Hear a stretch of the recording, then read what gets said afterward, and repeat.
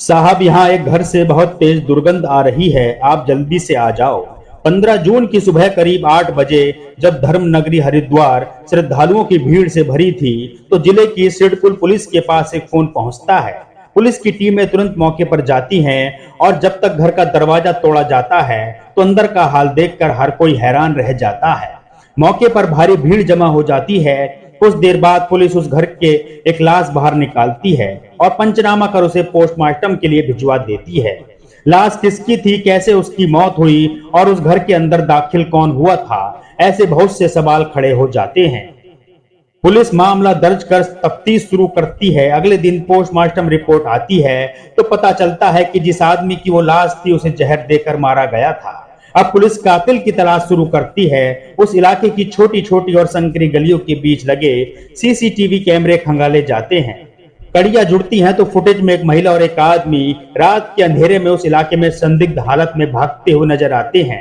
Police अपने मुखबिरों को alert करती है। सायरन बजाती हुई गाड़ियां हर तरफ दौड़ने लगती हैं और आखिरकार 15 दिन की मशक्कत के बाद इस कत्ल को अंजाम देने वाले पति पत्नी पुलिस की गिरफ्त में आ जाते हैं। दोनों से पूछताछ होती है तो पता चलता है कि यह कहानी अवैध संबंधों की है। लिव इन रिलेशनशिप के बीच महिला के पति की एंट्री और प्रेमी के दखल की है। एक ऐसी कहानी जिसमें हरिद्वार के एक आश्रम में हुई मुलाकात सब कुछ बदल कर रख देती है।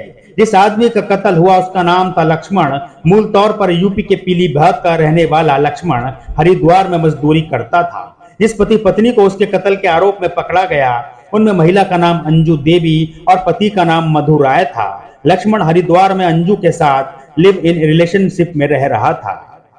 झारखंड के रहने वाले मधु राय से अंजू की शादी करीब 9 साल पहले हुई थी। शादी के बाद मधु अपनी पत्नी के साथ घर जमाई बनकर रहने लगा और कुछ दिन बाद ही दोनों के बीच झगड़े शुरू हो गए। इस बीच अंजू ने एक बेटे को भी जन्म दिया। दोनों के बीच जब झगड़े ज्यादा बढ़ने लगे तो अंजू घर छोड़कर यूपी के बरेली में आकर रहने लगी। यहाँ उसकी मुलाकात लक्ष्मण नाम के आदमी से हुई और दोनों के बीच नजदीकियां बढ़ने लगी। एक दिन लक्ष्मण अंजू को लेकर पीलीभीत में अपने घर गया, लेकिन उसके साथ एक शादीशुदा महिला को देखकर घर वाले भड़क गए। हार कर लक्ष्मण और अंजू यहाँ हरिद्वार के एक आश्रम में अंजू के कुछ परिचित थे और वहां अक्सर उनसे मिलने के लिए वहां जाया करती थी। एक दिन जब आश्रम में सत्संग चल रहा था तो अंजू की मुलाकात अचानक अपने पति मधु राय से हो जाती है।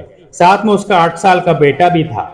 अपने बेटे को देखकर अंजू को पुरानी जिंदगी की याद आने लगी और इसी आश्रम में पति पत्नी के बीच फिर से सुलह हो गई।